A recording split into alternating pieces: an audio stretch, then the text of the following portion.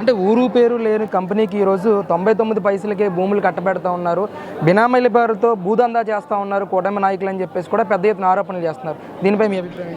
అంటే వీళ్ళు ఏదో ఒకటి చెప్పాలి కానీ చెప్తున్నారు. ఎందుకంటే రిషికొండనే, మన వైజాగ్ రిషికొండనే బోడిగుండు కొట్టించేశారు కదా వీళ్ళు.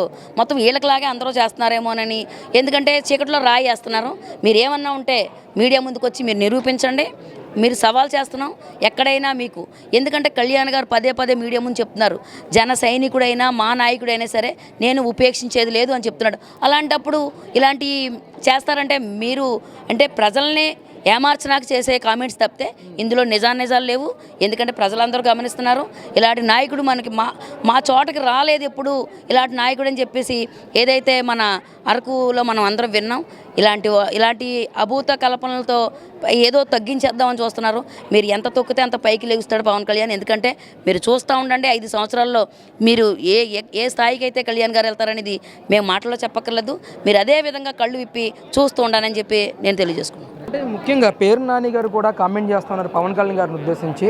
అధికారంలో లేనప్పుడు కారు టాప్ మీద కూర్చొని తిరిగాడు, అధికారంలోకి వచ్చిన తర్వాత హెలికాప్టర్లో తిరుగుతూ ఉన్నాడు అని చెప్పేసి మాజీ మంత్రి పేరు నాని మాట్లాడుతూ ఉన్నారు పవన్ కళ్యాణ్ గారు. అలాంటి పేరు నాని మాటలు కూడా మేము ఎందుకంటే తీసుకోం. ఎందుకంటే మొన్నటి వరకు కూడా నేనున్నానని పిచ్చి ప్రలాపన అయితే పేలేరు.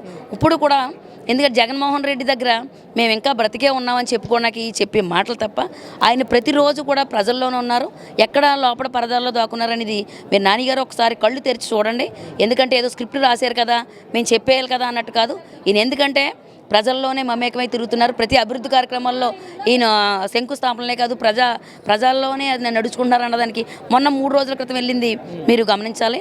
ఎందుకంటే ఈ రోజు వరకు కూడా ఏ రాజకీయ నాయకుడు అలాంటి ప్రదేశాల్లోకి వెళ్ళి అరకు ప్రదేశాల్లోకి వెళ్ళి తిరిగింది లేదు. మీరు ఎవరినైనా చూపిస్తారా? లేకపోతే జగన్మోహన్ రెడ్డి గారు ఎప్పుడైనా వెళ్ళారా? ఎవరైనా ప్రజలను ఎప్పుడైనా కలిశారైనా? ఈయన ప్రతిరోజు కూడా ప్రజా సంక్షేమం కోసమే పనిచేస్తున్నారు.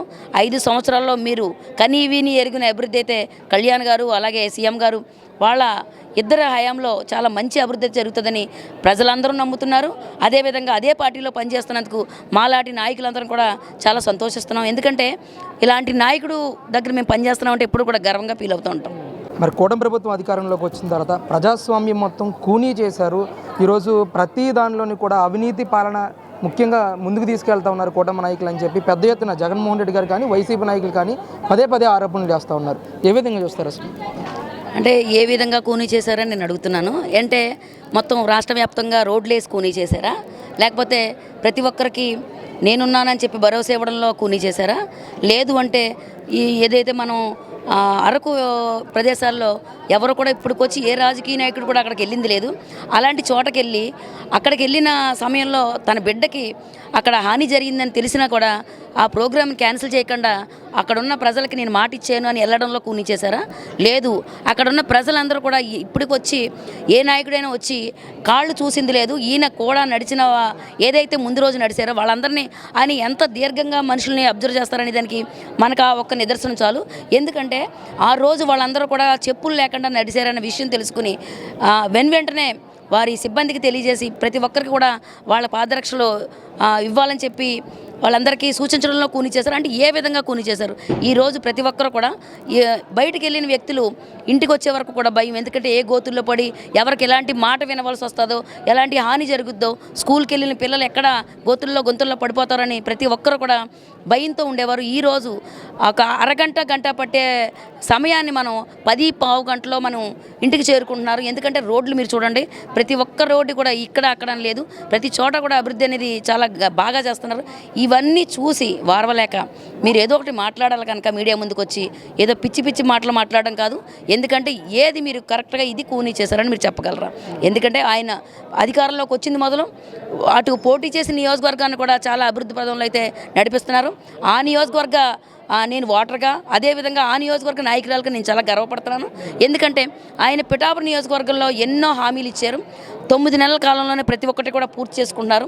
2 రోజుల క్రితం కూడా చాలా కార్యక్రమాలకైతే శంకుస్థాపన చేశారు. 100 పడకల హాస్పిటల్ చేశారు. అలాగే అక్కడ పశువులకి ఇబ్బంది లేకుండా పశువులకి అక్కడ అభివృద్ధి పదంలో ఒక విధమైన పశువులందరికీ కూడా నీళ్ళ తొట్లు ఏర్పాటు చేశారు. అదే అక్కడ చాలామంది స్కూళ్ళు డెవలప్ చేశారు. ఇంకా బ్రిడ్జి ఇలా చెప్పుకుంటా పోతే ఈ 10 నెలల కాలంలో వీళ్ళ 5 సంవత్సరాల్లో పోడలేంది వీళ్ళ 10 నెలల్లో మొత్తం చేసి చూపించడంలో వీళ్ళకి కూనీ చేసినట్టు అనిపిస్తుంది అనమాట.